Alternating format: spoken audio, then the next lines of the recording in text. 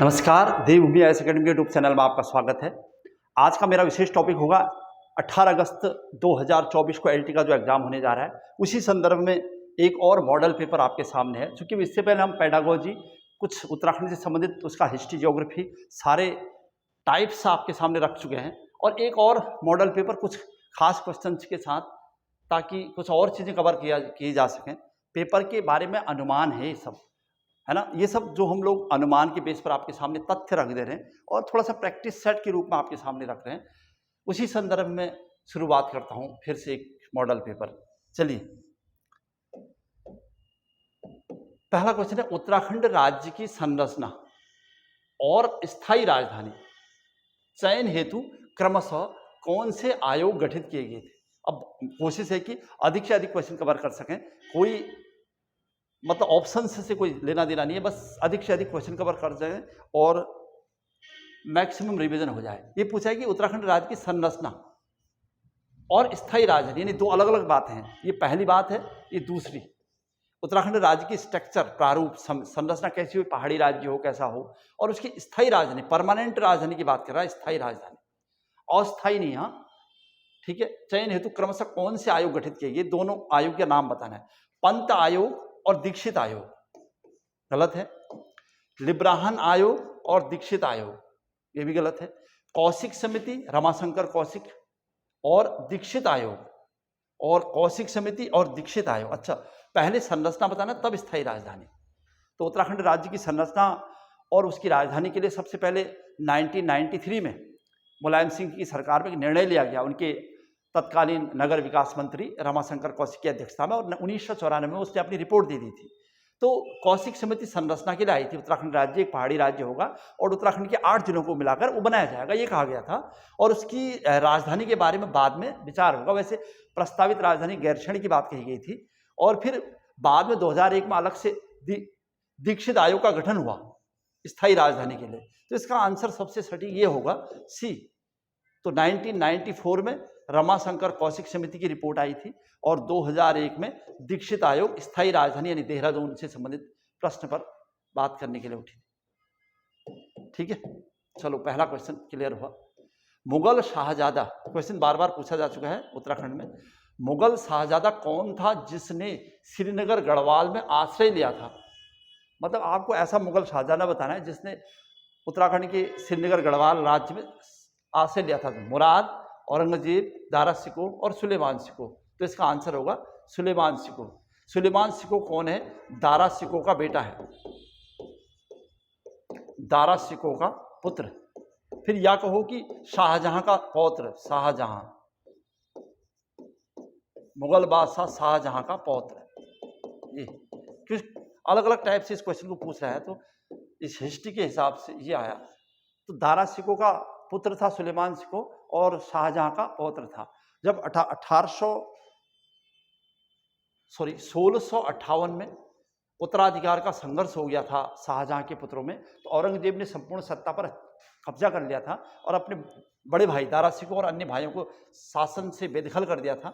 और फिर उसी दौरान दारा शिकोह का पुत्र सुलेमान शिकोह भागते हुए अपनी जान बचाने के लिए कुमाऊं के अल्मोड़ा राज्य के बाज बहादुर चंद के दरबार वहां गया था, और वहां पूरी तरह से शरण न मिलने के कारण उन्हें गढ़वाल भेज दिया गया। और गढ़वाल में राजा पृथ्वीपति शाह ने उसे शरण दे दी थी। अगर राजा पूछता गढ़वाल का राजा कौन था, तो हम पृथ्वीपति शाह कहते।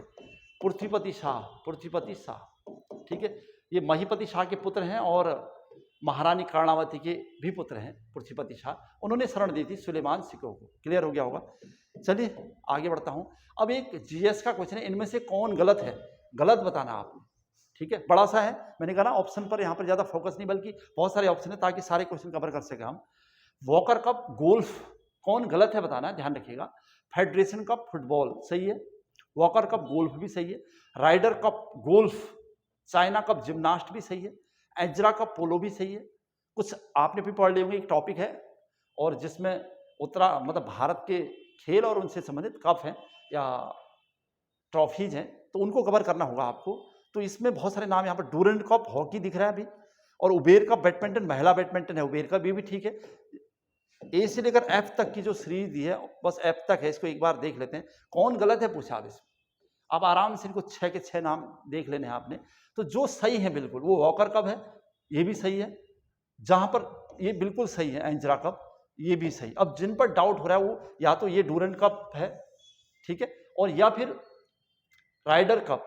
अब इसमें से आपको आंसर बताना होता है। आप भी जब पहले आपके जो श्योर है उनको आपने श्योर कर लिया, अब जहां पर संभावनाएं बनती है वहां पर आप संभावनाएं यानी स्कोप खोजोगे।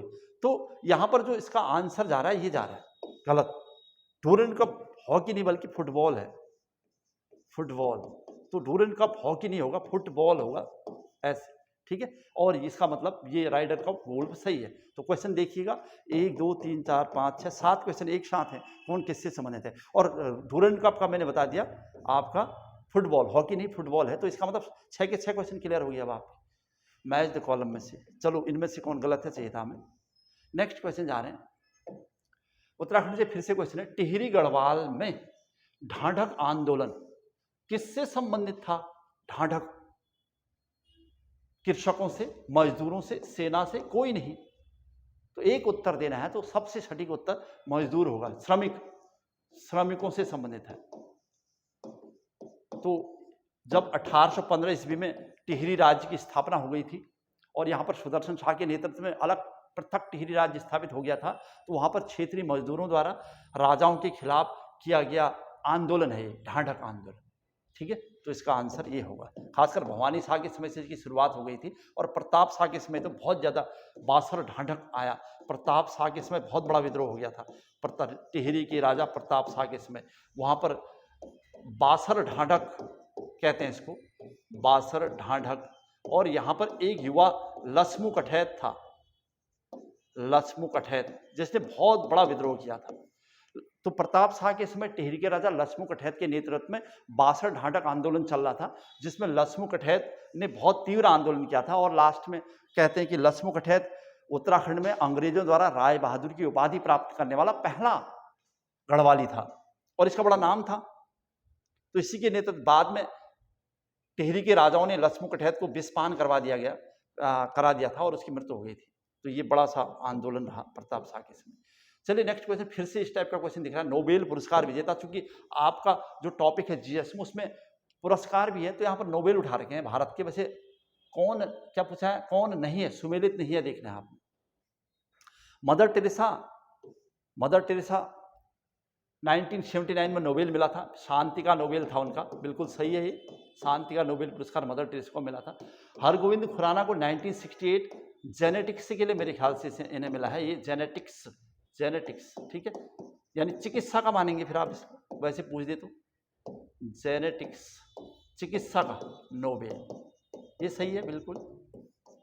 अच्छा नेक्स्ट है अमर्त्य सेन को कल्याणकारी अर्थशास्त्र के लिए, वेलफेयर इकोनॉमिक्स के लिए, कल्याणकारी अर्थशास्त्र के लिए मिला था, कल्याणकारी अर्थशास्त्र, ठीक है, अर्थशास्त्र। तो 1998 सही है। अभिजीत बनर्जी 2021 लिखा है, तो ये थोड़ा सा डाउटफुल है। और सुब्रमण्यम चंद्रशेखर सीमा के लिए 1983, ये भी सही है, चंद्रशेखर सीमा के लिए, ठीक है। तो ब्रह्मांड में स्थित एक ऐसी सीमा जिसे क्रॉस करने के बाद आप ब्लैक होल क्षेत्र में चले जाते हैं और कोई भी बड़ा पिंड उस ब्लैक होल की कंडीशन में समा सकता है, इसके बारे में चंद्रशेखर सीमा ने बताया, ठीक है। तो इसका जो सही उत्तर आप किससे मानेंगे, और तो लगभग सही लग रहे हैं, तो ये इसका आंसर है अभिजीत बनर्जी, ठीक है। उनको 2021 में नहीं बल्कि 2019 का उनका नोबेल पुरस्कार होगा। तो ये सबसे गलत था, नहीं था। चलिए आगे बढ़ता हूँ, नेक्स्ट क्वेश्चन नंबर 4, फिर से उत्तराखंड से क्वेश्चन है, हिस्ट्री से ये क्वेश्चन आ रहा है। क्योंकि उत्तराखंड का पूरा सिलेबस टॉपिक में है, तो इसका मतलब कुछ भी उसका आंसर हो सकता है, तो इस वजह से उत्तराखंड को ज्यादा फोकस करने की कोशिश हो रही है। तो डोला पालकी आंदोलन किससे संबंधित था? ब्राह्मणों से, ब्राह्मण से, शिल्पकारों से, राजपूतों से, इस्लाम से। उत्तराखंड में डोला पालकी आंदोलन, तो किससे मानेंगे? तो इसका आंसर होगा शिल्पकारों से। शिल्पकारों से संबंधित डोला पालकी आंदोलन कि उत्तराखंड में जो उच्च वर्ग के लोग थे उन्हीं के समान शिल्पकारों को भी डोली में बैठने का अधिकार प्राप्त करने के लिए था, क्योंकि भेदभाव था समाज में। और निम्न वर्ग के शिल्पकारों को डोली में बैठने का अधिकार, शादी के अवसर पर दूल्हा दुल्हन को डोली में बैठने का अधिकार नहीं होता था, और इसी के लिए आंदोलन चलाया गया था।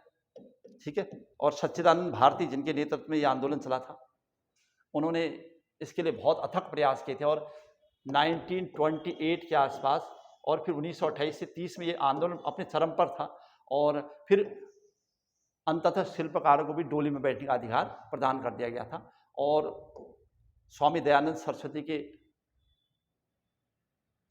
आंदोलन से प्रेरित होकर उत्तराखंड के समाज सेवकों ने ये काम किया था। चलिए आगे बढ़ता हूँ। क्वेश्चन नंबर नेक्स्ट है, इनमें से कौन गलत है? क्वेश्चन के नंबर मैंने इधर उधर से लिए हैं, तो इस वजह से नंबर सिस्टम नहीं डाला हुआ है, तो इसलिए आप जब भी आप मेरे से पूछेंगे तो क्वेश्चन नंबर यहाँ पर लिखा हुआ है वैसे लिखने को, ठीक है, तो ध्यान रखिएगा। इनमें से कौन गलत है, बस आपको क्वेश्चन देखना और बहुत सारे टाइप क्वेश्चन गलत बताना आपने। पुरुष साक्षरता के अनुसार उत्तराखंड 17वें स्थान पर, बहुत ध्यान से रखना पड़ेगा, जनगणना से क्वेश्चन है, आपको पता है जनगणना बहुत इंपॉर्टेंट टॉपिक हो सकता है। पुरुष साक्षरता के अनुसार उत्तराखंड का 17वां स्थान है देश में, उत्तराखंड के हिसाब से, ठीक है ये बात। अगर जो गलत होगा गलत बताना है आपको। दूसरा है लिंगानुपात के अनुसार उत्तराखंड का देश में स्थान 13वां है। इन चीजों को ध्यान रखना है आपने, पहले पढ़ लेते आराम से। पुरुष साक्षरता के अनुसार उत्तराखंड में प्रथम स्थान रुद्रप्रयाग का है, फिर से आ गया। जनसंख्या घनत्व के अनुसार उत्तराखंड का देश में 25वां स्थान है। सबसे अधिक अनुसूचित जाति एससी, हाँ कंफ्यूजन होगा तो, प्रतिशत वाला जिला बागेश्वर है, एससी प्रतिशत सबसे ज्यादा कह रहा है। और सबसे कम लिंगानुपात वाला जिला उत्तरकाशी है। अब आपको गलत बताना है, बहुत ध्यान से एक बार पढ़ लीजिए, कौन किसको गलत मारेंगे आप पहले से।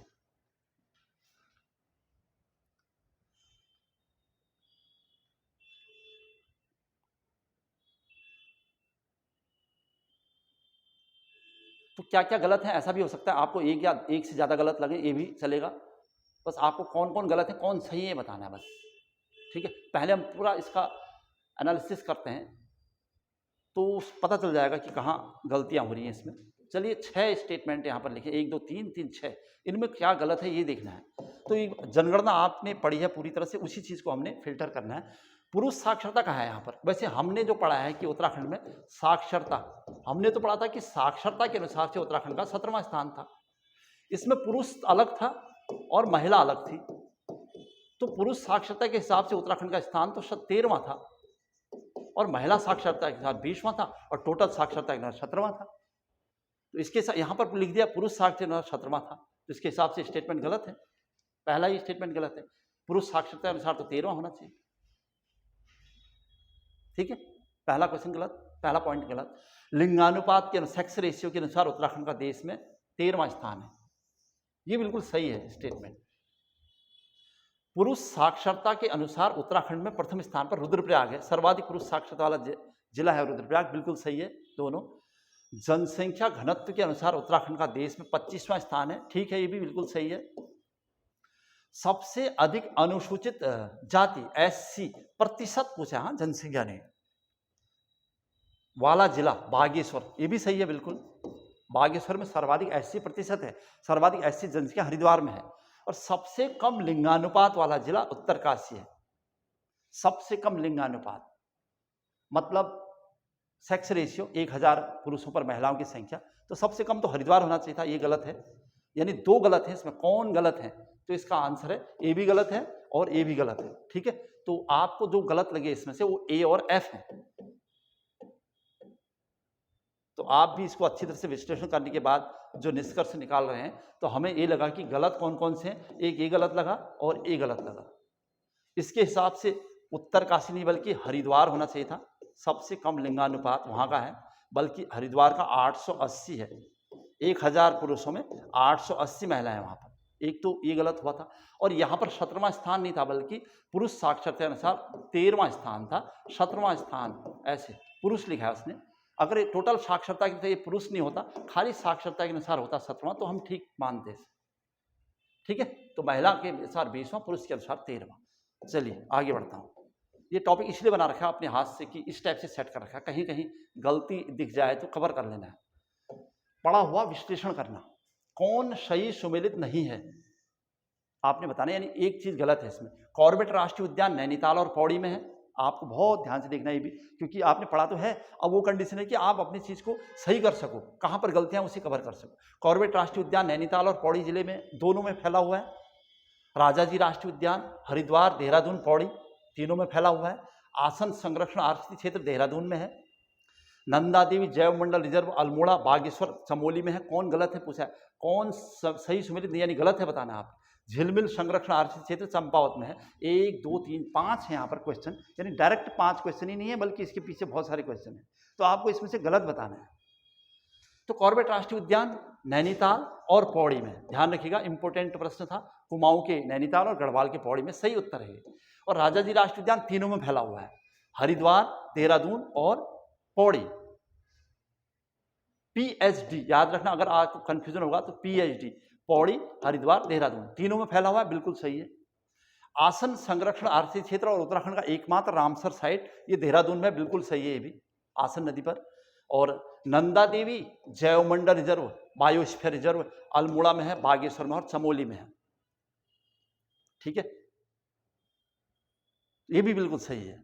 अल्मोड़ा, बागेश्वर और चमोली, एबीसी देखो कितना सरल है।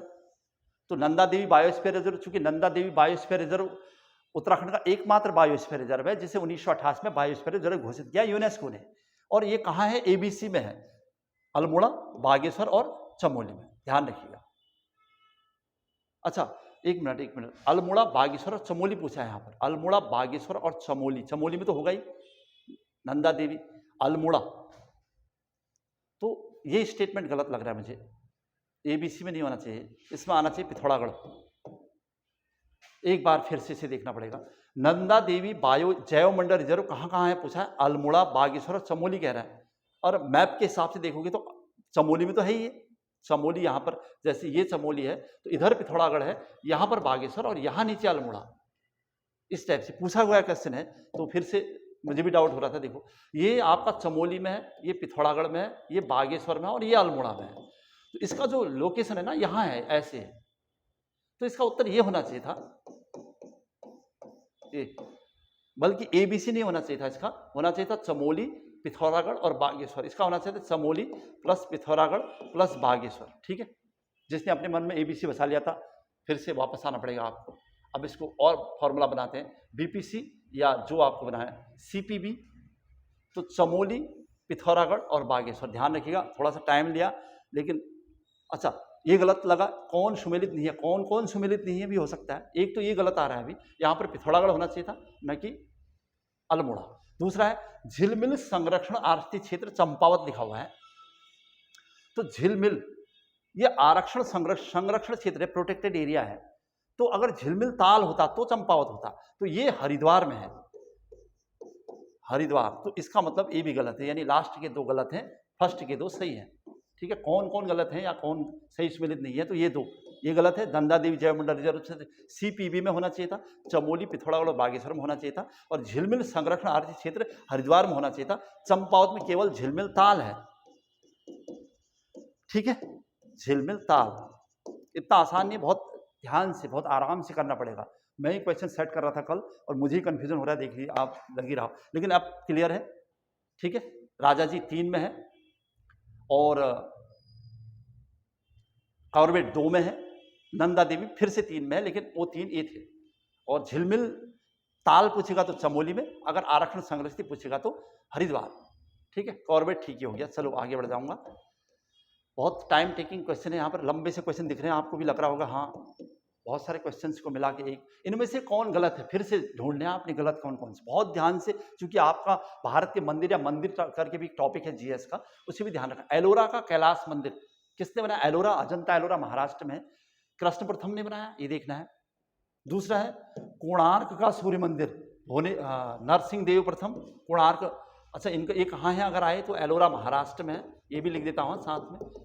और दूसरा कोणार्क कहाँ है, ओडिशा में है, ये सब साथ में आपके आना चाहिए। सप्त पैगोडा ये है तमिलनाडु में, कांची में, तमिलनाडु, पल्लवों की राजधानी रही है कभी तमिलनाडु। बालेश्वर मंदिर हमारे चंपावत में है, उत्तराखंड में, चंपावत, ठीक है। पुरी का जगन्नाथ मंदिर फिर से ओडिशा में हो गया, और जागेश्वर मंदिर अल्मोड़ा में हो गया, जागेश्वर अल्मोड़ा में। और लास्ट उपरोक्त में से कोई नहीं, पहले पढ़ लेते हैं इनमें से कौन गलत है पूछा आपसे, पहले पढ़ लीजिए। एलोरा का कैलाश मंदिर जो कि महाराष्ट्र में कृष्ण प्रथम ने बनाया। सूर्य का कोणार्क का सूर्य मंदिर नरसिंह देव प्रथम ने बनाया। सप्त पैगोडा नरसिंह वर्मन प्रथम ने बनाया। बालेश्वर मंदिर उद्यान चंद ने बनाया, मतलब बालेश्वर मंदिर चंपावत का उद्यान चंद। और पुरी का उद्यान चंद बल्कि जगन्नाथ मिस्त्री ने बनाया था। वैसे उद्यान चंद का जो मिस्त्री था वो जगन्नाथ मिस्त्री, जिसके बारे में कहते हैं कि बाद में जगन्नाथ मिस्त्री का एक हाथ कटवा दिया था, और जगन्नाथ मिस्त्री ने अपनी बेटी कस्तूरी की मदद से फिर से एक हथिया नौला बना दिया था, ताकि उद्यान चंद को सबक सिखाया जाए। बिल्कुल सही है ये उत्तराखंड का। सप्त पैगोडा भी सही है। 7 रथ मंदिर है इसमें, 5 भाई पांडव, 1 द्रौपदी, 1 गणेश का, ठीक है, ये भी सही है। कोणार्क का सूर्य मंदिर नरसिंह देव प्रथम, ये भी बिल्कुल सही है। एलोरा का कैलाश मंदिर कृष्ण प्रथम, ये भी सही है, राष्ट्रकूट राजा है कृष्ण प्रथम। अब पुरी का जगन्नाथ मंदिर अनंत बर्मन चोडगंग, ये भी बिल्कुल सही है, अभी तक पूरे सही आ रहे हैं। जागेश्वर मंदिर शालिवाहन, जागेश्वर मंदिर का जो मूल मंदिर माना जाता है महामृत्युंजय मंदिर, वो शालिवाहन राजाओं की देन है। कत्यूरियों का संस्थापक आदि पुरुष राजा शालिवाहन। कत्यूरी वंश का आदि पुरुष पूछे तो राजा शालिवाहन का ही नाम आएगा। लग रहा है सारे के सारे सही हैं बिल्कुल। इनमें से कौन गलत है तो उपरोक्त में से कोई नहीं, इसका आंसर ये मान लेंगे, सबके सब सही थे, ठीक है। तो ये आपको जानकारी देने का एक तरीका था। चलिए आगे बढ़ जाऊंगा, नेक्स्ट प्रश्न बनाता हूँ। क्वेश्चन नंबर नेक्स्ट दिख रहा है यहाँ पर। वैसे मैंने क्वेश्चन का सिस्टम नहीं डाला, मैंने बस इनके अपने पर्सनल नाम दे रखे हैं, अपने नंबर दे रखे हैं, इसलिए आपको परेशानी नहीं है। बस आप केवल क्वेश्चन देखिए, जब आपको रिस्पॉन्स करना है तो आप क्वेश्चन नंबर डलाइए। अल्मोड़ा कांग्रेस की स्थापना किस वर्ष हुई थी? अल्मोड़ा कांग्रेस ना, भारतीय राष्ट्रीय कांग्रेस की स्थापना तो 1850 में हुई थी। तो अल्मोड़ा कांग्रेस की स्थापना कब हुई थी? इनमें से 1911, 1919, 1895 और 1895, 1912। तो इसका आंसर होगा 1912 में। अल्मोड़ा कांग्रेस की स्थापना हरगोविंद पंत के नेतृत्व में हुई है, हरगोविंद पंत, ठीक है। और हरगोविंद पंत जी ने जब अल्मोड़ा कांग्रेस की स्थापना की तो बहुत सारे कांग्रेस के लोग भी हैं, और इसलिए हरगोविंद पंत को अल्मोड़ा कांग्रेस की रीढ़ कहते हैं।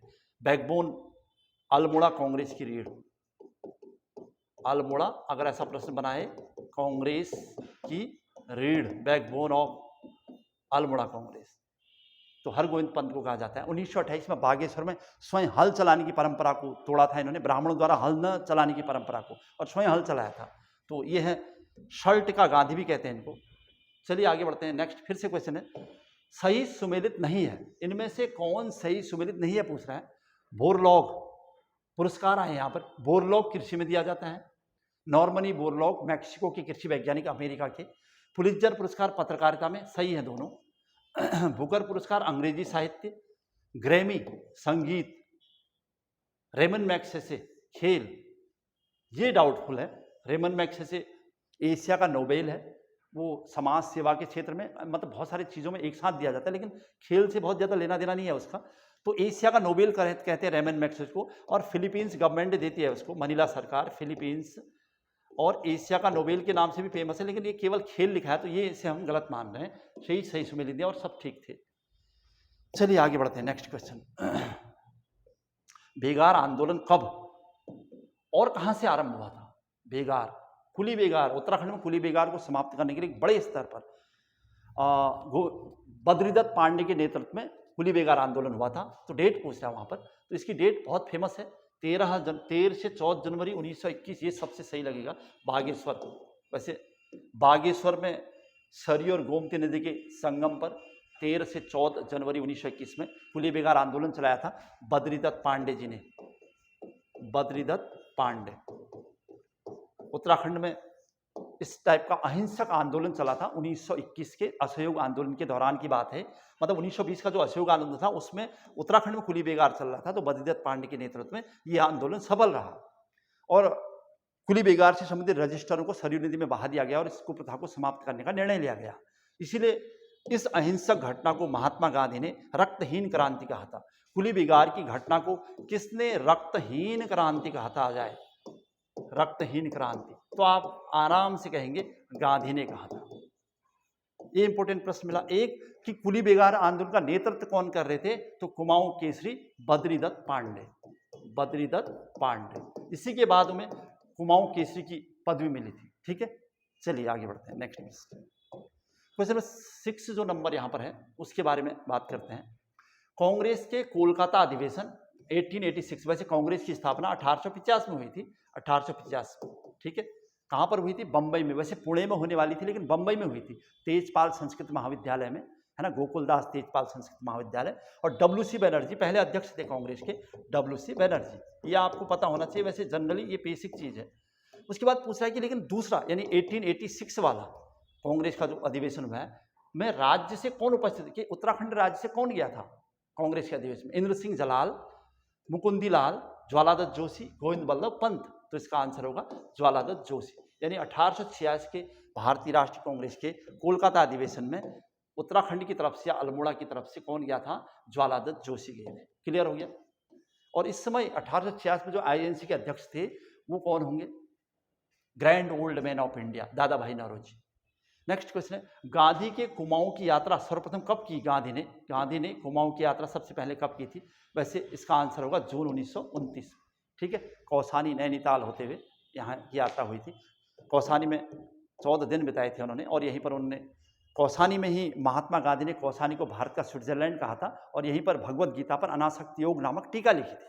ठीक है, तो वो यात्रा है। कुमाऊं की यात्रा पूछा है, वैसे उत्तराखंड में तो उत्तराखंड की यात्रा पूछते तो उत्तराखंड में तो सबसे पहली बार 1915 में ही गांधी आ गए थे हरिद्वार में। ठीक है, उसके बाद लगातार उनकी यात्राएं हुई, लेकिन कुमाऊं की यात्रा पूछा था, इसलिए ये आंसर है। चलिए आगे बढ़ते हैं।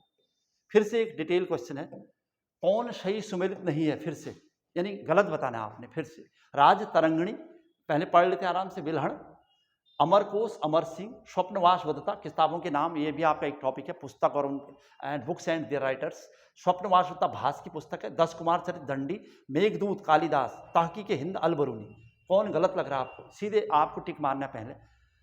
अमरकोश एंशियंट हिस्ट्री की बुक है, बिल्कुल सही है, जहां जहां डाउट है मैं छोड़ रहा हूँ। स्वप्नवास वदता भास की किताब है ना, 10 कुमार चरित दंडी ने लिखी है। मेघदूत कालिदास की है, और तहकीक हिंद या किताबुल हिंद अलबरूनी की है। तो इसका आंसर ये है, यानी ये गलत है यहाँ पर। राज तरंगिणी, राज तरंगिणी कश्मीर के राजाओं पर लिखी हुई किताब है, बहुत महत्वपूर्ण है।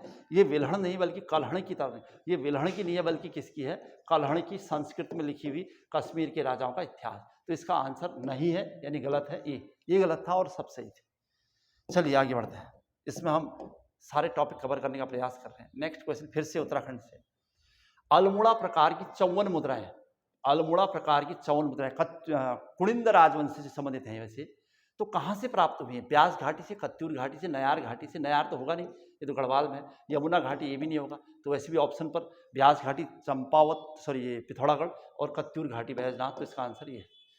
पाली भाषा यानी बौद्ध साहित्य में उत्तराखंड क्षेत्र के लिए प्रयुक्त शब्द क्या है, मतलब बौद्ध साहित्य में उत्तराखंड के लिए कौन से शब्द का प्रयोग किया गया, ये पूछा हुआ है। तो क्या मानेंगे ऑप्शन, हिमाद्री, देवभूमि, हेमवंत, तपोभूमि। तो क्या इसका आंसर आप मानने जा रहे हैं, ये इंपॉर्टेंट कई बार प्रश्न पूछा हुआ है कि हेमवंत इसका आंसर होगा, हेमवंत कहा गया है। ठीक है, तो हेमवंत की तरफ जा रहे हैं हम, ये चाहे वो बौद्ध साहित्य के या पाली ग्रंथ के, यहाँ सब एक ही होगा।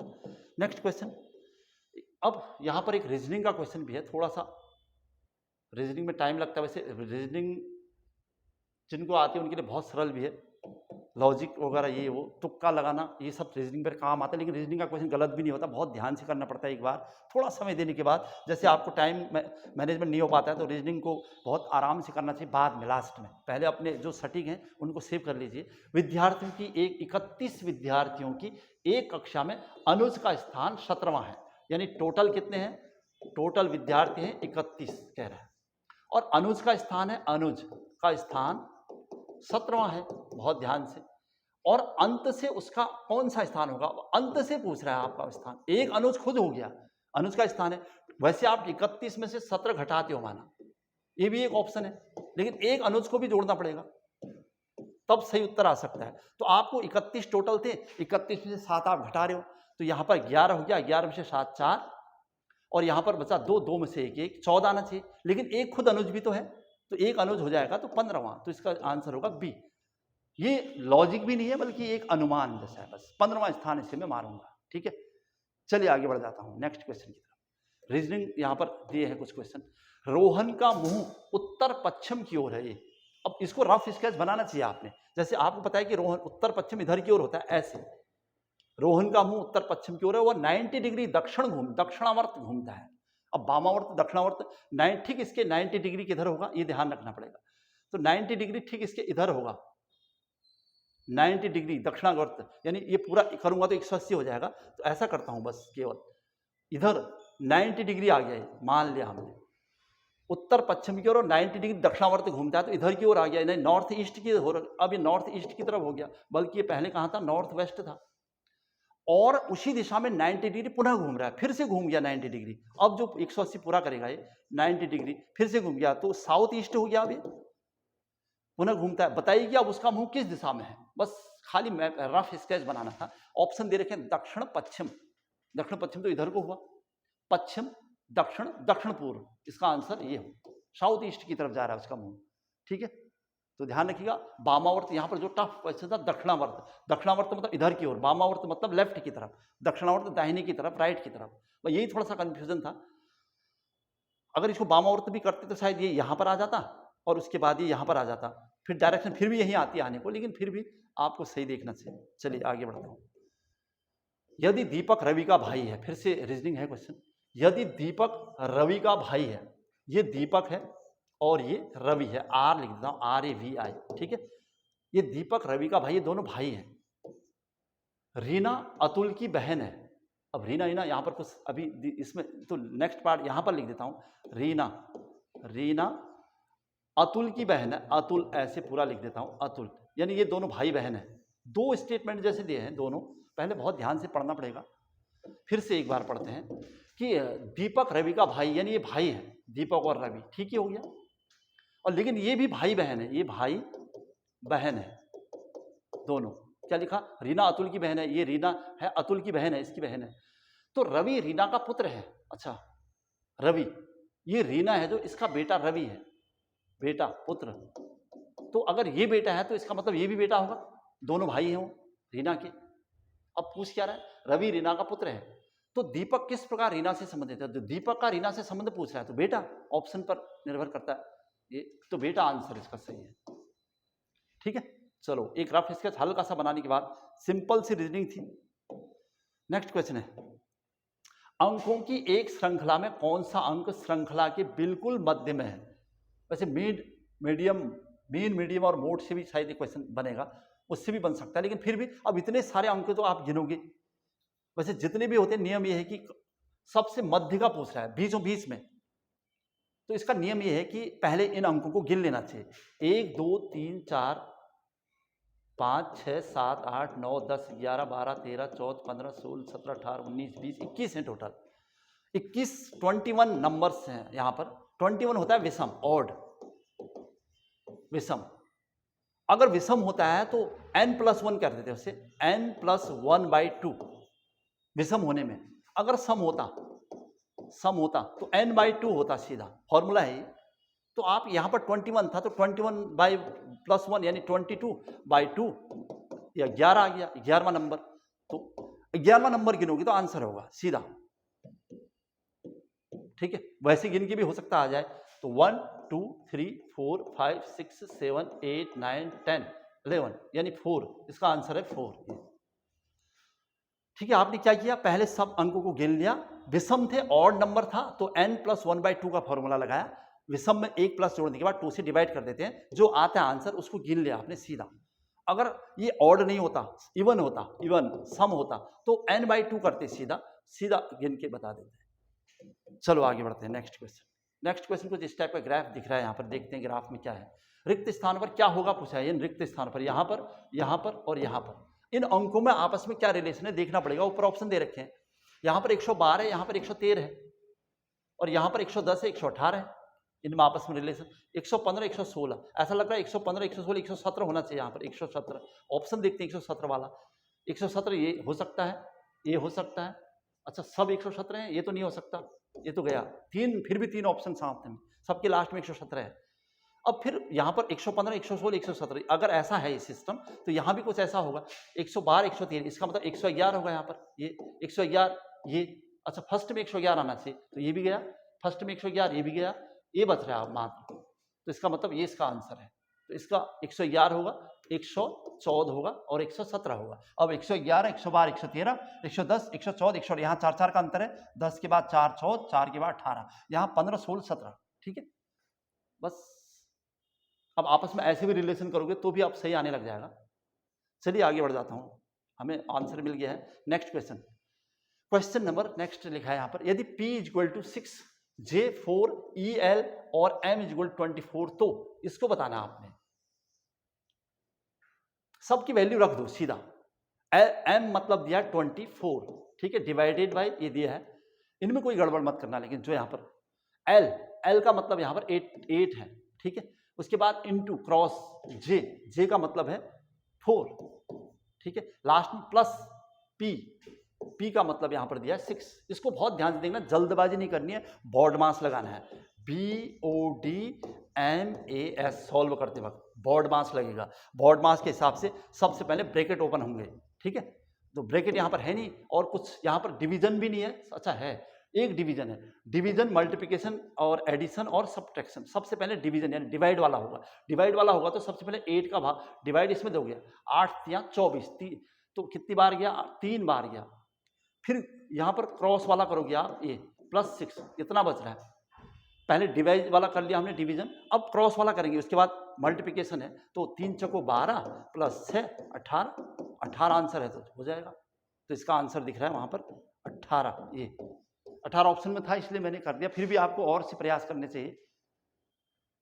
ये तरीका था, बॉड मास लगेगा लेकिन ये तय था, ठीक है। पहले डिवीजन वाला, फिर मल्टीप्लिकेशन वाला, फिर एडिशन, तब सब्ट्रैक्शन। पहले भाग वाला, फिर गुणा वाला, फिर प्लस करने वाला और फिर माइनस। श्रृंखला में गलत पद बताना आपने, बहुत ध्यान से इसको देखने के बाद 216, 163, 120, 72 और 24, 216, 120, 72, बार का टेबल चला जा रहा है सब में शायद, लेकिन 163 में नहीं जा रहा है। मेरे हिसाब से इसका आंसर बिल्कुल ये होगा, क्यों? क्योंकि वैसे भी ये सब इवन नंबर है, 163 ऑड है। एक कारण ये है, एक बार का टेबल भी जा सकता है सब में, या 8 का भी जाएगा,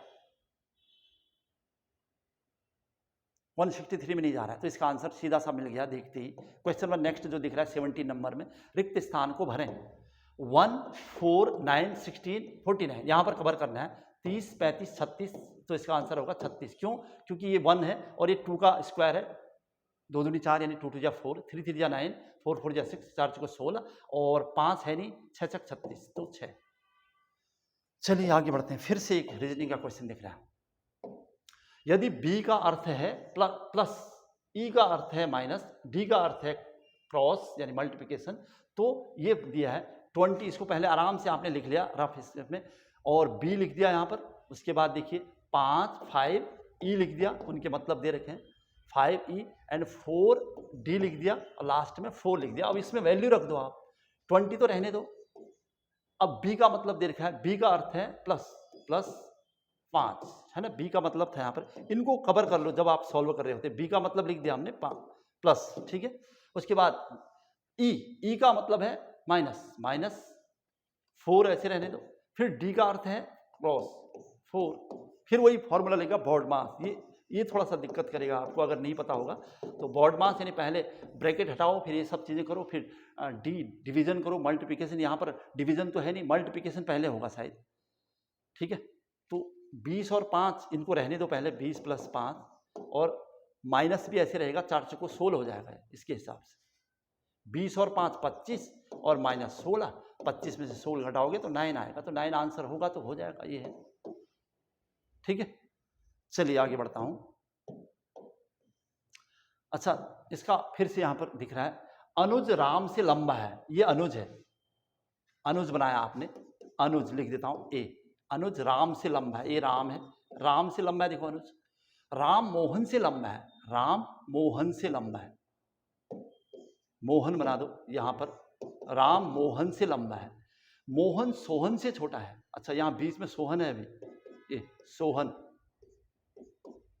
इस टाइप का कुछ सीरीज है लग रहा है। सोहन से छोटा, तो सबसे छोटा कौन है? तो मोहन इसका आंसर होगा ए। सीधा था, एक लाइन में। चलिए आगे बढ़ाते हैं। अब रीजनिंग के ये कुछ क्वेश्चन यहाँ पर दिख रहे थे, हो गए। अब आगे बढ़ रहे हैं, फिर से उत्तराखंड का क्वेश्चन दिख रहा है। उत्तराखंड की स्थायी राजधानी हेतु दीक्षित आयोग का गठन कब किया गया? 2001, 2003, 2007, 2002। तो इसका आंसर होगा 2001। दीक्षित आयोग के गठन की बात कह रहा है, खाली गठन पूछा है तो 2001 होगा। ठीक है, 2001। अगर दीक्षित आयोग का वीरेंद्र दीक्षित इसके अध्यक्ष थे, वीरेंद्र दीक्षित, तो दीक्षित आयोग का अध्यक्ष वीरेंद्र दीक्षित को कब बनाया गया होता? तो 2003 होता। ठीक है, तो चलिए आगे बढ़ता हूं। नेक्स्ट क्वेश्चन, 23वां राष्ट्रमंडल खेल 2026 में कहां आयोजित किया जाएगा? कुछ एक इसको भी ध्यान रखना, बहुत सारे खेल जो नेक्स्ट ईयर में होने जा रहे हैं उनको भी एक नजर आपने मारनी है, करंट का टॉपिक होगा। तो 23वां राष्ट्रमंडल खेल 2026 में कहां होने जा रहा है? रियाद सऊदी अरब नहीं, Melbourne Australia, हांगजू China, Victoria Australia में है, ऑस्ट्रेलिया में होने जा रहा है। नेक्स्ट राष्ट्रमंडल की बात कर रहे हैं हम, क्योंकि पेरिस ओलंपिक तो हो चुका है अब। इससे तो शायद क्वेश्चन कुछ होगा नहीं, अगर होगा तो फिर पेरिस ओलंपिक का करंट में टॉपिक है ही, उसको ध्यान रखना पड़ेगा आपको। लेकिन यहाँ पर था कि नेक्स्ट राष्ट्रमंडल खेल यानी कॉमनवेल्थ गेम्स 2026 कहाँ होंगे। चलिए आगे बढ़ जाता हूँ। नेक्स्ट क्वेश्चन, गंगा को राष्ट्रीय नदी कब घोषित किया गया है? गंगा को राष्ट्रीय नदी कब घोषित किया गया? इसका डायरेक्ट क्वेश्चन है, 4 नवंबर 2008। ठीक है, राष्ट्रीय नदी घोषित किया गया। वैसे गंगा स्वच्छता दिवस मनाया कब जाता है? तो 17 दिसंबर को ना गंगा स्वच्छता दिवस मनाया जाता है, स्वच्छता दिवस। और 17 दिसंबर 2009 को गंगा की सफाई के लिए स्पर्श गंगा अभियान की घोषणा की गई थी। और 2010 में स्पर्श गंगा अभियान हरिद्वार से चलाया गया था, स्पर्श गंगा अभियान। ठीक है, और स्पर्श गंगा अभियान की शुरुआत हरिद्वार से हुई थी। क्यों? क्योंकि हरिद्वार में कुंभ मेला लगा था 2010 में, तो इस वजह से 2010 के कुंभ मेले के दौरान स्पर्श गंगा अभियान की शुरुआत हुई थी। लेकिन घोषणा कब हो गई थी स्पर्श गंगा अभियान की? 17 दिसंबर 2009 को ही हो गई थी इसकी घोषणा, मुनि की रेती टिहरी से और श्रीनगर विश्वविद्यालय के कैंपस से। लेकिन वास्तविक शुरुआत हुई है 2010 में। नेक्स्ट क्वेश्चन आ रहे हैं बायोस्फीयर से, फिर से बायोडाइवर्सिटी का क्वेश्चन है। नौक्रेक जैव मंडल रिजर्व, बायोस्फीयर रिजर्व कहाँ अवस्थित है? असम, अरुणाचल, मेघालय और मिजोरम। मिजोरम नहीं है, असम में भी नहीं है, वहां पर तो मानस है, और अरुणाचल और मेघालय, तो इसका आंसर है मेघालय। चलिए नेक्स्ट क्वेश्चन, शोला वन का संबंध किस क्षेत्र से? बार बार क्वेश्चन बना है, कई बार बन चुका है। शोला वन का संबंध मतलब सदाबहार वृक्ष जहां पर बारिश ज्यादा होती है, तो वो दक्षिण प्रायद्वीपीय पहाड़ियां होगा इसका आंसर बिल्कुल। पश्चिमी हिमालय नहीं होगा, ज्वारी वन नहीं होगा, ये इसका आंसर है। वैसे भी भारत में 2 हॉट स्पॉट हैं, पश्चिमी घाट, वेस्टर्न घाट और पूर्वी हिमालय, तो यहाँ पर शोला वन यहाँ पाए जाते हैं वेस्टर्न घाट में। नेक्स्ट है टोक्यो पैरा ओलंपिक, जो पिछली बार जापान में हो रखे थे, भारत का कौन सा स्थान था? टोक्यो पैरा ओलंपिक में भारत का स्थान पूछा है। इस बार पेरिस ओलंपिक में भारत का स्थान आए ना आए क्वेश्चन, लेकिन पिछली बार यानी टोक्यो ओलंपिक और पैरा ओलंपिक में भारत का स्थान, ये आपको पता होना चाहिए ताकि इसके बेस पर अभी क्वेश्चन बने। तो पैरा ओलंपिक पूछा, ओलंपिक के साथ साथ पैरा ओलंपिक भी होते हैं, तो टोक्यो पैरा ओलंपिक में अगर खाली ओलंपिक पूछता, ओलंपिक, तो भारत का स्थान उस समय 48वां था। ठीक है, और अगर पैरा पूछ रहा है तो पैरा ओलंपिक में तो इसका आधा हो जाएगा, 24 का आधा, सॉरी 48 का आधा 24। ठीक है, इसका आंसर है 24। तो 24 दूनी 48, 24 में पैरा ओलंपिक में, 48 में ओलंपिक में। ठीक है, चलिए नेक्स्ट क्वेश्चन है 2011 की जनगणना के अनुसार भारत में सर्वाधिक ग्रामीण और शहरी जनसंख्या का वाला राज्य कौन से? पूरे भारत की बात बता रहा हूं, उत्तराखंड की नहीं हो रही है। तो भारत में सबसे ज्यादा ग्रामीण जनसंख्या पूछ रहा और शहरी जनसंख्या पूछ रहा है। अब देख लीजिएगा ऑप्शन देख के, अरुणाचल उत्तर प्रदेश, हिमाचल उत्तर प्रदेश, उत्तर प्रदेश राजस्थान, उत्तर प्रदेश महाराष्ट्र, तो इसमें क्या टिक मारा जाए?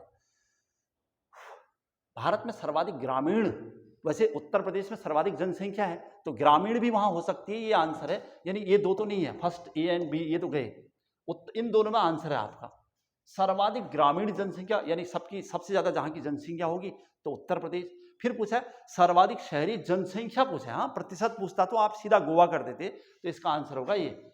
भारत में सर्वाधिक ग्रामीण जनसंख्या उत्तर प्रदेश में है और सर्वाधिक शहरी जनसंख्या महाराष्ट्र में है। अगर वो पूछता सर्वाधिक, किसी को गड़बड़ लगेगी तो फिर वो कमेंट्स करेगा, पहले बता देता हूं, शहरी जनसंख्या पूछ रहा है यहां पर, तब महाराष्ट्र है। अगर ये पूछता शहरी जनसंख्या का प्रतिशत बताओ, तब हम गोवा मारते हैं।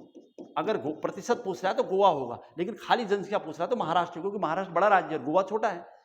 ठीक है, चलो फिर आगे नेक्स्ट क्वेश्चन है। फिर साइंस से कुछ खोज, वैज्ञानिक और उनकी खोजें वाला टॉपिक भी आपके पास है, इसलिए हर टॉपिक को यहां पर सेट कर रखा है। इनमें से कौन गलत है बताना अब आपने।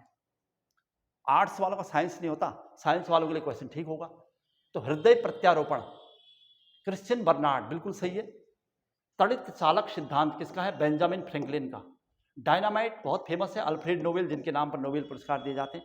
इंसुलिन बेटिंग ने खोज की थी 1921 में, इसके लिए नोबेल भी मिला था। पोलियो जॉन ई साल्क, ये भी सही है। रेडियम, तो रेडियम की खोज किसने करी थी? मैडम क्यूरी ने। मैडम क्यूरी, उन्होंने 2 बार, यानी फिजिक्स का भी केमिस्ट्री का भी नोबेल मिला है मैडम क्यूरी को। और रदरफोर्ड ने क्या खोजा था फिर? प्रोटॉन। बहुत ज्यादा, इसका आंसर जो जा रहा है एच, ये रेडियम मैडम क्यूरी के लिए आना चाहिए था, वहां रदरफोर्ड आ गया, इस वजह से गलत। ठीक है, चलो भैया आगे बढ़ते हैं। नेक्स्ट क्वेश्चन है यहाँ पर, फिर से ज्योग्राफी का क्वेश्चन दिख रहा है। वैसे इंडियन स्टेट करके आपका ज्योग्राफी भी है, भारत के राज्यों से क्वेश्चन या उसके आसपास से कोई क्वेश्चन ऐसा बना दे। फिर उत्तराखंड चूंकि एक पहाड़ी राज्य है, तो वहाँ पर क्या समस्या है भूगोल को लेकर, तो वहाँ पर है MFT, main frontier trust, main frontal thrust कहते हैं वैसे इसको। MFT कहाँ पाया जाता है? महान हिमालय, मध्य हिमालय। उत्तराखंड के ग्रुप सी का बहुत फेमस क्वेश्चन भी है, PCS में भी पूछा है। मध्य हिमालय, शिवालिक हिमालय, महान हिमालय, ट्रांस हिमालय, कोई नहीं। एक्चुअल में एक ऐसा संक्रमण का क्षेत्र है, जैसे हिमालय की बात मैं बता रहा हूँ, वैसे मैं इसको कवर कर देता हूँ फटाफट से। तो ये ट्रांस हिमालय यानी हिमालय से ऊपर, ये महान हिमालय है, ये मध्य हिमालय और ये शिवालिक हिमालय है। तो ये ट्रांस हिमालय हुआ, ट्रांस T, और ये ग्रेट हिमालय हुआ, ग्रेटर हिमालय, ग्रेट हिमालय, ये मिडिल हिमालय हुआ, और ये शिवालिक हिमालय हुआ। तो सबसे बाहर की ओर ये शिवालिक हिमालय होता है, क्योंकि बनने की प्रोसेस यहाँ से हुई है, यानी 1 2 3 4 स्टेप से है। ठीक है, इसलिए शिवालिक हिमालय को एक्सटर्नल कहेंगे, और ट्रांस हिमालय या ग्रेट हिमालय को इंटरनल हिमालय कहेंगे। अब इनके बीच कहता है जो जोन है, तो जो सबसे पहले महान हिमालय और ट्रांस हिमालय का जो जोन है, इसे कहते हैं सचर जोन, सचर। ठीक है, सचर जोन कहाँ पाया जाता है? तो ट्रांस हिमालय और महान हिमालय, ग्रेटर हिमालय। तो यहाँ पर जो ऑप्शन दे रखा है इसने, महान हिमालय और ट्रांस हिमालय, ये तो नहीं हो सकता, MFT है ये। ठीक है, फिर उसके बाद यहाँ पर जो जोन पाया जाता है ना, उसे MCT कहते हैं, main central thrust, MCT, main central thrust कहाँ हो गया फिर? ये महान हिमालय और मध्य हिमालय में। तो इसका मतलब ये भी नहीं हो सकता, महान हिमालय और मध्य हिमालय, ये ऑप्शन भी नहीं है। ठीक है, अब इसके बीच का है, ये यहाँ पर आ रहा है जो ये और यहाँ पर है ये, और इसका नाम है main boundary, MBF, main boundary forge. Main boundary forge कहाँ हुआ? ये मध्य हिमालय और शिवालिक हिमालय, मध्य हिमालय, शिवालिक हिमालय, ये भी नहीं है, यानी अभी तक और कोई नहीं, ये तो ठीक ही हो गया। तो अच्छा, इसका मतलब कोई नहीं होगा। MFT कहाँ पाया जाता है? इसमें से कोई नहीं, तो MFT यहाँ पाया जाता है एक्चुअल में। तो MFT कहाँ पाया गया? शिवालिक हिमालय और भाबर तराई, पहले भाबर फिर तराई। तो गंगा का मैदान भी कह सकते हो इसे, गंगा का मैदान। तो गंगा के मैदान और शिवालिक हिमालय के बीच पाया जाता है MFT। क्वेश्चन आ चुका है कई बार, इसलिए ध्यान रखिएगा। पहले सचर जोन होता है, फिर MCT, फिर MBF, फिर MFT, फिर ऐसे होता है MFT, MBF, MCT और सचर जोन। तो इसमें ऑप्शन के हिसाब से इसका आंसर जा रहा है कोई नहीं। टाइम टेकिंग था, बहुत डीप क्वेश्चन है, इसलिए मैं करा रहा था इनको, ताकि आपके बहुत सारे क्वेश्चन जो इधर उधर हो जा रहे हैं वो सब कवर हो जाएं। दक्षिण भारत की सबसे ऊंची चोटी बतानी है आपने, इंडियन ज्योग्राफी का क्वेश्चन है। दोदा बेट्टा, कुंद्रेमुख, कालसुबाई, अनाईमुडी, ये है 2695 मीटर। दक्षिण भारत की सबसे ऊंची चोटी केरल में अनाईमुडी। ठीक है, अन्नामलाई की पहाड़ी में होगी ये, अन्नामलाई। ये दक्षिण भारत की सबसे ऊंची चोटी है, वेस्टर्न घाट की, दक्षिण प्रायद्वीप पठार की सबसे ऊंची चोटी। उसके बाद है इस दोदा बेट्टा का नंबर, ये 2637 या 2636 मीटर है। ये भी तमिलनाडु में ये आपके नीलगिरी में पड़ेगी। ये नीलगिरी की सबसे ऊंची चोटी मानी जाती है ये। और कुद्रेमुख कर्नाटक में है, 1892 मीटर हाइट है। और कालसुबाई महाराष्ट्र में है। ठीक है, तो सबसे ऊंची चोटी हमें हमारा आंसर मिला अनाईमुडी केरला में, कालसुबाई महाराष्ट्र में, कुद्रेमुख कर्नाटक में, दोदाबेट्टा तमिलनाडु और नीलगिरी की सबसे ऊंची चोटी। चलिए नेक्स्ट क्वेश्चन। फिर से एक बड़ा सा क्वेश्चन दिख रहा है, कौन सा कथन सही नहीं है, यानी गलत कथन बताना आपने। आप कौन सा कथन सही नहीं है देखते हैं, आराम से पढ़ना पड़ेगा। फिर से भूगोल का क्वेश्चन है ये। और जो देवभूमि आईएएस अकेडमी हल्द्वानी में है, उसके बाद थोड़ा सा आपको मैं कुछ चीजें यहाँ पर दिखाना चाहूँगा। ये भारत का विश्व का पूरा मैप, और ये हमारी एकेडमी की जो हॉल है उससे संबंधित, और बहुत सारे स्टेटमेंट यहाँ पर लिखे हुए। I am thankful for all of those who said no to me, it's because of them I am doing myself. Albert Einstein. जिंदगी में जोखिम उठाना जरूरी है, जीतने पर आप नेतृत्व कर सकते हैं और हारने की सूरत में दूसरों को दिशा दे सकते हैं। स्वामी विवेकानंद। पेडागोजी का आपका एक क्वेश्चन कवर हुआ। अगर ज़िंदगी में कुछ पाना हो तो तरीके बदलो, इरादे नहीं। ये यहाँ से डायरेक्ट हल्द्वानी बाहर का सीन आप देखेंगे तो ये हल्द्वानी का नवाबी रोड चौराहा है, ये देखिएगा। और MBPG कॉलेज के करीब हम लोग हैं। ठीक है, अच्छा चलिए फिर से वहीं पर लाता हूँ कुछ जो क्वेश्चन आपके छूट गए हैं। और ये स्वामी विवेकानंद या एल्बर्ट आइंस्टाइन का स्टेटमेंट दिख रहा है, ego is equal to 1 upon knowledge, more the knowledge lesser the ego, lesser the knowledge more the ego.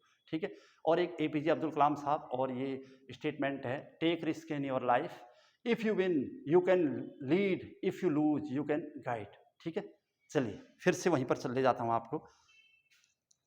बीच बीच में चूँकि क्लास लंबी जा रही थी, इस वजह से हल्का सा अब हमारे पास थोड़ा सा और जो समय बचा है उसको भी कवर करते हुए हम लोग अपने नेक्स्ट क्वेश्चन की तरफ जाते। कौन सा कथन सही नहीं है पूछा है यहाँ पर। भारत का दक्षिणतम राज्य केरल है क्या? कौन सा कथन सही नहीं है यानी गलत है? भारत का दक्षिणतम राज्य केरल मानोगे आप?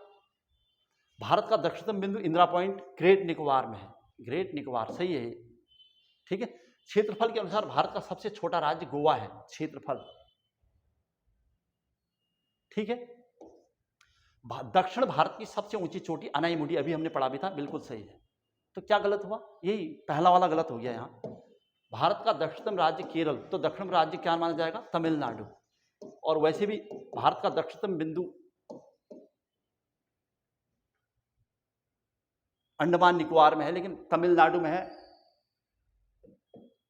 Cap Comorin. इस वजह से 32 का हमने ए माना है। ठीक है, चलो आगे बढ़ते हैं। नेक्स्ट क्वेश्चन भारत के भूगोल से क्वेश्चन था ये। अब फिर से एक बुक यहाँ पर लिखी आ रही है, पैसेज टू इंडिया। किसकी पुस्तक है? ये आपका टॉपिक है, पैसेज टू इंडिया पुस्तक, a passage to India. E.M. Forster, George Bernard Shaw, Taslima Nasrin, Kuldip Nayar. ये पैसेज टू इंडिया है, ध्यान रखिएगा। एक पैसेज टू इंग्लैंड है, तो इसका आंसर E.M. फोस्टर सबसे सही होगा।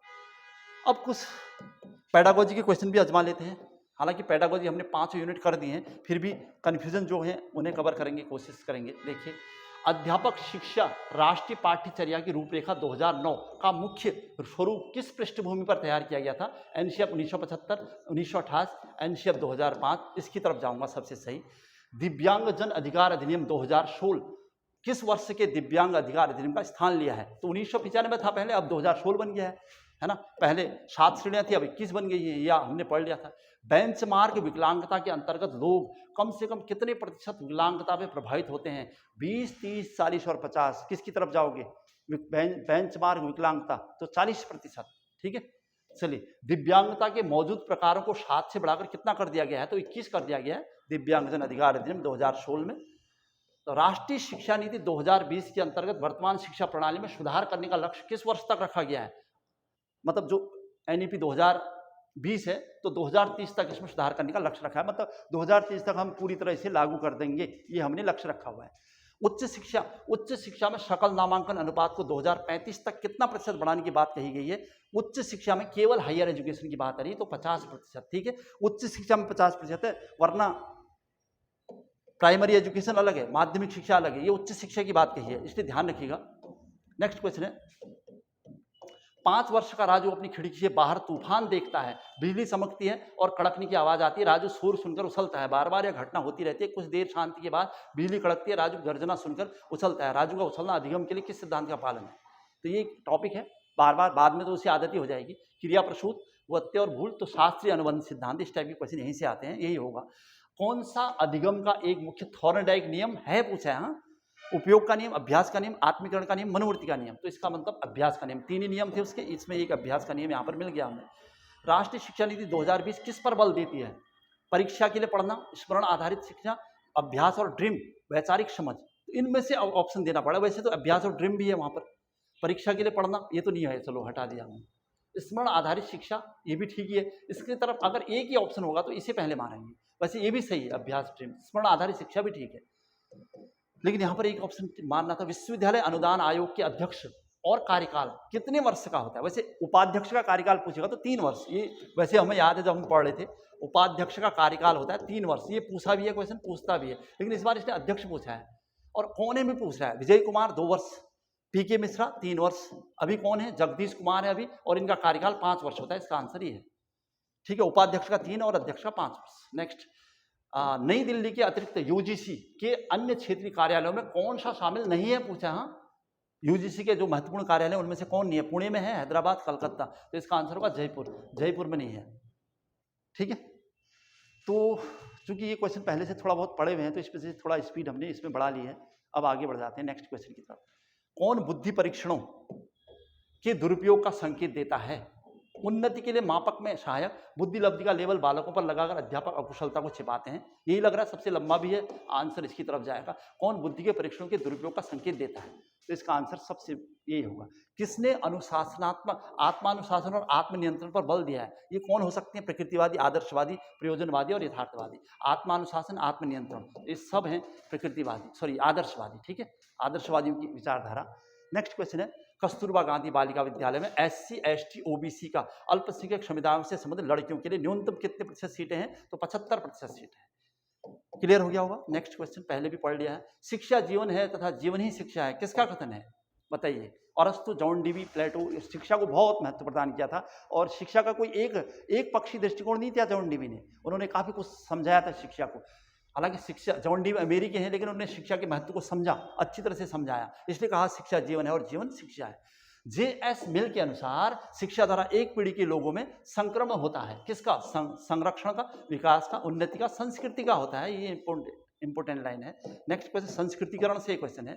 प्रयोजनवाद का अर्थ क्या है?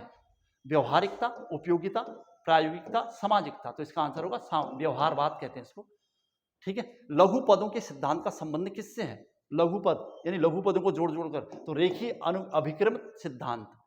क्वेश्चन नंबर नेक्स्ट है, Diksha digital infrastructure for knowledge sharing की शुरुआत कब हुई? भारत में दीक्षा की शुरुआत कब हुई? ये यूनिट 5 का जो क्वेश्चन लग रहा है, भारत में दीक्षा की शुरुआत, तो क्या आंसर मानोगे?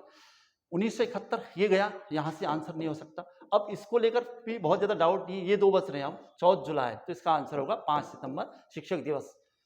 क्रियात्मक अनुसंधान का जनक किसे मानते हैं, किसे कहा जाता है? बकिंगम, स्टीफन कोरे, कर्ट लुईन और हैरिस। इसका आंसर होगा ये।